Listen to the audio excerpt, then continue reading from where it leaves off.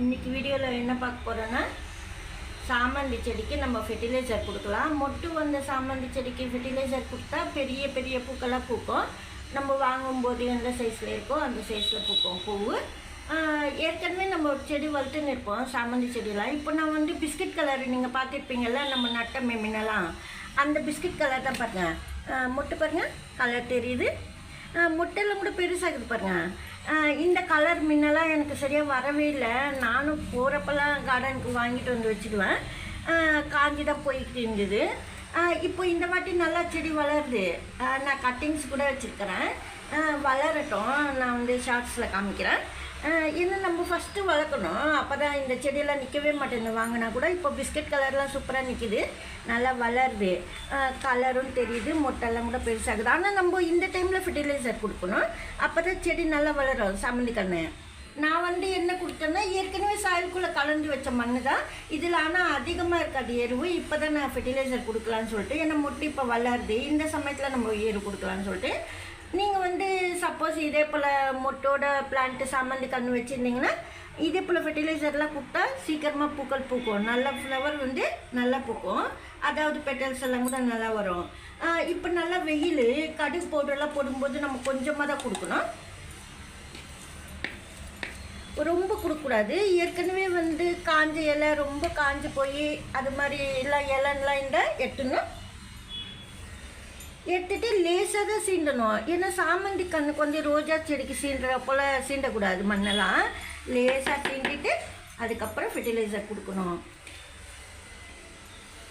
சும்மா லைட்டாக தான் பாருங்கள், நான் லைட்டாக இந்த ஸ்பூன் முனையில் தான் இப்படி லைட்டாக சீண்டி வைக்கிறேன். இது போல் நம்ம போட்டுட்டு சாயில் சீண்டிட்டு கொஞ்சமாக வந்து பாருங்கள், 1/4 ஸ்பூன் அளவுக்கு கடுகு பவுட்ரு, கடுகு வெந்தயம் ரெண்டுமே இருக்குது. ஒரு பிளான்ட்டு வளராத நம்மளுக்கு ஒரு சாமந்தி சரியாக வரவே மாட்டேங்குது. அந்த சமயத்தில் அந்த ரேர் கலர்ஸ் எல்லாம் நம்ம வளர்க்கணும்னு நினைக்கும் போது கொஞ்சம் கொஞ்சம் போல் தான் ஃபெர்டிலைசர்லாம் கொடுக்கணும். அதிகமாக கொடுத்துட்டா காஞ்சிடும் சரி. நம்ம வந்து ஃபஸ்ட்டு வந்து வளர்க்கும்போது கொஞ்சம் போல் கொடுக்கணும், லைட்டாக கலந்து விடணும். இது போல் கலந்து விட்டுட்டு நீங்கள் வந்து சப்போஸ் வாழைப்பழம் தோல் தண்ணி கொடுக்கணுன்னா தனியாக கூட பிசைஞ்சு தண்ணி ஊற்றிடலாம். இப்போ நான் இந்த பிளான்ட்டுக்கு நல்லா மக்கன ஃபெர்டிலைசர் வந்து, அதாவது மக்கன எருவு சொல்கிறோமே, மண்புழு எருவெல்லாம், கிச்சன் வேஸ்ட் கம்போஸ்ட்டு அது போல் வந்து லிக்விட் ஃபெர்டிலைசராகவே கொடுத்துடலான்னு சொல்லிட்டு. இப்போ நல்லா வெயில் அடிக்குது, அதுக்கு சொல்கிறேன் நான். வெயில் டைம்லலாம் நம்ம வந்து இது போல் தான் கொடுக்கணும். பாருங்கள், இது போல் கடுகு வெந்தயம் பவுட்ரு நம்ம சாயிலுக்குள்ளே போட்டுட்டு அதுக்கப்புறம் ஃபெர்டிலைசர் கொடுக்குறோம். தண்ணி பாருங்கள் எந்த அளவு குத்திருக்கிறோன்னு சொல்லிட்டு. இதுக்குள்ளே வந்து தண்ணி 3/4 இருக்குது. நீங்கள் எந்த கிளாஸில் தண்ணி எடுக்கிறீங்களோ அந்த கிளாஸ் ஃபுல்லாக கொஞ்சம் கம்மியாக வந்து தண்ணி ஊற்றிட்டு கொஞ்சமாக ஃபெர்டிலைசரை வந்து, இது லிக்விட் ஃபெர்டிலைசர் வந்து நம்ம ஊற்றணும். எந்த அளவுனா ஒரு 1/4 கிளாஸ் அளவுக்கு, ரொம்ப ஊற்றக்கூடாது, அதுக்காக சொல்கிறேன். இது வந்து என்ன ஃபெர்டிலைசர் இதுன்னா லிக்விட் ஃபெர்டிலைசரு. வாழைப்பழம் தோல், வெங்காயம் தோல், கொஞ்சமாக தயிர் சேர்த்துட்டு நல்லா தண்ணி ஊற்றிட்டு ஃபர்மெண்ட் பண்ணேன். வெங்காயம் தோல் கண்டிப்பாக இருக்கணும். வெங்காயம் தோல் போட்டால் தான் நீங்கள் இந்த எல்லோ கலராக இருந்தால் லீஃப்லாம் கூட மாறும். லீஃப் வந்து எல்லோ கலராக எதுக்காக இருக்குதுன்னா, பழைய லீஃப் நம்ம வாங்கும்போது இருந்ததே அந்த லீஃப் தான் இது. சப்போஸ் அது போலலாம் சில டைமில் மாறிடும் எல்லோ கலராக, அதை பற்றி நம்ம கவலைப்பட தேவையில்ல. புதுசாக லீஃபெல்லாம் போடும்போது தான் சீக்கிரமாக எல்லோ கலர் மாறக்கூடாது. இது போல் நல்லா இந்த ஃபெர்டிலைசர் நல்லா கலந்துட்டு செடி கொடுக்கும்போது சூப்பராக அந்த மொட்டெல்லாம் பெருசாகும். நீங்கள் மொட்டு வராத செடி கூட இப்போ மொட்டு வரல, சாமந்தி கன்று வளருது, அந்த பிளான்ட்டுக்கெல்லாம் கூட நீங்கள் இது போல் கொடுத்துக்கலாம். கிரிசாந்திமம் பிளான்ட் வாங்கும்போது இப்போ சம்மரில் வந்து நீங்கள் வந்து கிச்சன் வேஸ்ட்டு கம்போஸ்ட்டு இல்லை இது போல் நான் இப்போ ஃபெர்டிலைசர் கொடுத்தேன். கடுகு பவுடரெல்லாம் போடும்போது ரொம்ப கம்மியாக தான் கொடுக்கணும். தயிர் கண்டிப்பாக மோர் சேர்த்தாகணும் இந்த ஃபெர்டிலைசரில். நான் தயிர் ஊற்றுறதுனால தனியாக கொடுக்கல.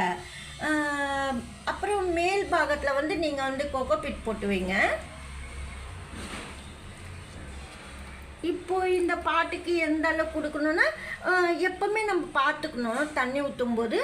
கீழே இறங்கி இப்போ ஒரு கிளாஸ் ஊற்றுனா கீழே தண்ணி இறங்கி வருதா இல்லை வராமல் இருக்கான்னு சொல்லிட்டு நீங்கள் ஒரு நாள் ஊற்றி பார்த்துட்டு அந்த கணக்குப்படி நீங்கள் சாயிலுக்குள்ளே ஊற்றிக்கலாம். அது போல் கூட நீங்கள் பிளான்ட்டுக்கு தண்ணி விடலாம். லிக்விட் ஃபெர்டிலைசராக இருந்தாலும் சரி, வெறும் பிளைன் வாட்டர் கொடுக்கும்போதும் சரி, தண்ணி எப்படி ஊற்றாதுன்னு ஒரு நாள் மட்டும் நிறைய தண்ணி ஊற்றிக்கலாம்.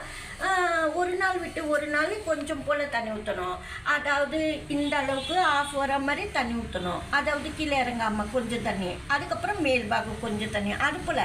அப்புறம் ஒரு 5ஆவது நாளோ 6ஆவது நாளோ நீங்கள் ஃபுல்லாக தண்ணி கீழே வர மாதிரி ஊற்றிக்கலாம். அந்த மாதிரிலாம் நம்ம சாமந்தி செடிக்கு தண்ணி ஊற்றணும். அதிகமாக தண்ணியெலாம் ஊற்றக்கூடாது. இந்த சாமந்தி செடி வந்து இந்த பிளான்ட் வாங்கும்போது நான் பூவெல்லாம் கட் பண்ணிட்டேன். அதே போல் இந்த பிளான்ட்டில் வந்து ஒரே ஒரு கட்டிங்ஸ் தான் எடுத்திருக்கேன்.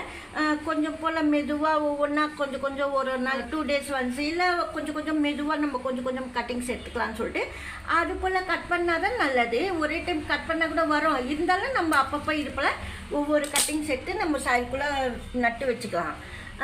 எதுக்கு சொல்கிறேன்னா, அப்பப்போ புது செடி நம்ம வந்து இது போல் கட்டிங்ஸ் பண்ணால் நம்மளுக்கு பிடிச்ச கலரில் நம்மக்கிட்ட இருந்துக்கிட்டே இருக்கும். புது சாமந்தி செடி வாங்கினா பூவெல்லாம் கட் பண்ணினா கொஞ்சம் பிரான்ச்சு கீழே இறக்கி கட் பண்ணணும். அது போல் தான் இந்த பிளான்ட்லேயும் நான் கட் பண்ணி வச்சுருந்தேன். இப்போ நல்லா மொட்டெல்லாம் பெருசாகுது, பூவெல்லாம் பூக்க போகுது பாருங்கள். பிஸ்கட் கலர் கூட கொஞ்சம் வர்றது கஷ்டமாக தான் இருக்குது, ஆனாலும் எப்படியோ நம்ம காப்பாற்றிட்டோம். சூப்பராக வளருது பாருங்கள். நம்ம முயற்சி பண்ணால் எல்லா பிளான்ட்டும் நல்லா வளர்க்கலாம். சாமந்தி செடி வளர்க்கும்போது சில டைமில் உங்களுக்கு இடம் மாற்றி வச்சுக்கிறதுக்கு இடம் இருந்ததுன்னா நீங்கள் மாற்றி வச்சுக்கலாம். வெயிலே வைக்காமல் சொல்கிறேன் நான். இப்போது சின்ன சின்ன தொட்டியில் வளர்க்கும்போது லிமிட் சைஸில் நீங்கள் வந்து இடம் மாற்றி வச்சுக்கலாம். நிழலில் வெயிலில் கொஞ்சம் நேரம், நிழலில் கொஞ்சம் நேரம் போல் வச்சுக்கலாம் செடி, சாமந்தி செடி. சப்போஸ் நீங்கள் பெரிய தொட்டியில் வளர்த்தா கூட வெயிட் இல்லாமல் இருந்ததுன்னா மண், அதாவது பாட்டு தூக்கும்போது வெயிட் இல்லாத சாயில் நீங்கள் கலந்து வச்சுட்டா எத்தனை வாட்டி வேணாலும் நம்ம தூக்கி வைக்கலாம். அதுக்கு சொல்கிறேன். ஏற்கனவே சாமந்தி செடி வளர்க்கும்போது நம்ம சாயிலெல்லாம் ட்ரை லீஃப் எல்லாம் போட்டு நட்டோம் பாருங்கள், அது போல் கூட நட்டு வளர்க்கலாம் சாமந்தி செடி. நான் வந்து இதில் கொக்கோ பீட்டு, சாயில், மண்புழு எருவு அது போல் போட்டு நட்ட செடி. ஆனால் நான் சொன்னது வந்து ரொம்ப வெயிட்லெஸ் இருக்கும், நீங்கள் ரொம்ப வெயிட்டெல்லாம் தூக்க தேவையில்ல. அந்த மாதிரி ட்ரை லீஃபில் நட்டிங்கன்னா, ட்ரை லீஃபில் கொஞ்சமாக சாயில், கொஞ்சமாக வந்து மண், அதாவது ரெட் சாயில் போட்டுக்கோங்க. கொக்கோ பீட் இருந்தால் போட்டுக்கலாம். வெறும் நீங்கள் ட்ரை சாயிலில் கூட நட்டால் சாமந்தி செடி நல்லா தான் வளருது சூப்பராக.